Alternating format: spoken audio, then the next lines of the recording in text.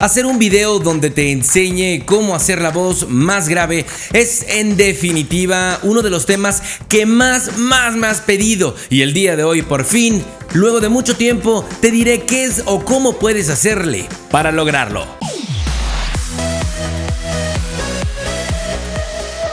Gracias por darle play a este video. Yo soy Baboro, bienvenido a Frente a la Cámara. Vaya, con que quieres hacer un poco más profunda o más grave tu voz, ¿eh? Primero que nada, debes saber que la voz no se adquiere, todos ya la tenemos, ya nacemos con una. ¿Sabes cuál es? El llanto. Así pues, las primeras vocalizaciones de nosotros como recién nacidos, que no son el llanto, que no son los gritos o la risa, se conocen como balbuceo. Se trata de una fase paralingüística, una etapa previa de entrenamiento para el lenguaje, un requisito universal y obligatorio para que este se desarrolle. Explicarte cómo funciona la laringe, qué sucede cuando pasa el aire por nuestras cuerdas vocales, etc. No creo que nos sirva de mucho en esta ocasión. Creo que nos resulta mucho más útil saber cómo entrenar y manejar la voz que ya tenemos, ¿no crees? Ahora bien, la pregunta del millón.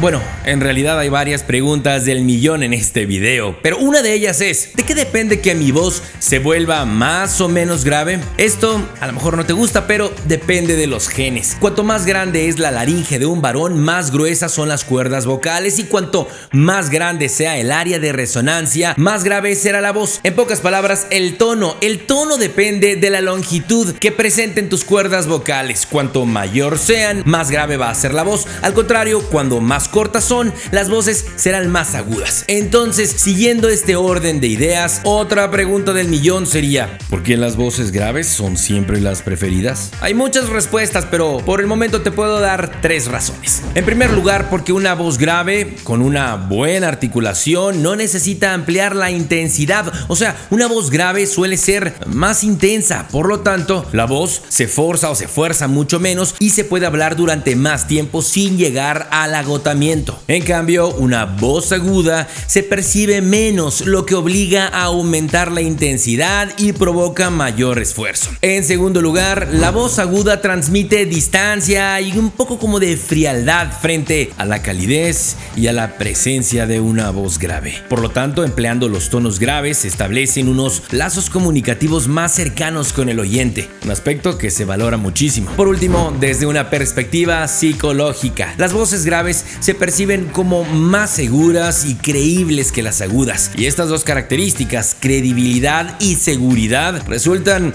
muy convenientes para quienes hacen una radio informativa. Entonces, la pregunta del millón final sería: si mi aparato resonador no se desarrolló con las características para tener la voz como mi compadre Valdemaro Martínez, que por cierto, señorón, tremenda voz, le mandamos un saludo.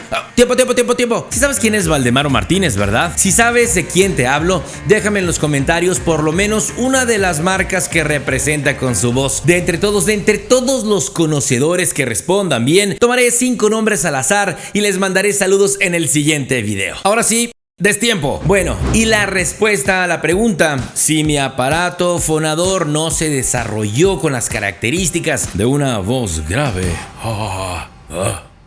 ¿se puede hacer algo al respecto? La respuesta es sí. ¿Cómo? Bajando un poco la voz. ¿Cómo? De la siguiente manera: toma tu texto, ya sea impreso o ya sea que lo tengas de forma digital. Baja la cabeza de tal forma que la barbilla quede lo más pegado al pecho. Ajusta tu micrófono y comienza a leer. Lee de forma normal, como lo haces cuando grabas tus textos. Mira, aquí tienes el ejemplo. Si estamos hablando con la cabeza un poco más arriba, puede que resulte mucho más agudo tu voz, pero si la vas bajando te vas a poder dar cuenta de la diferencia que tiene tu voz.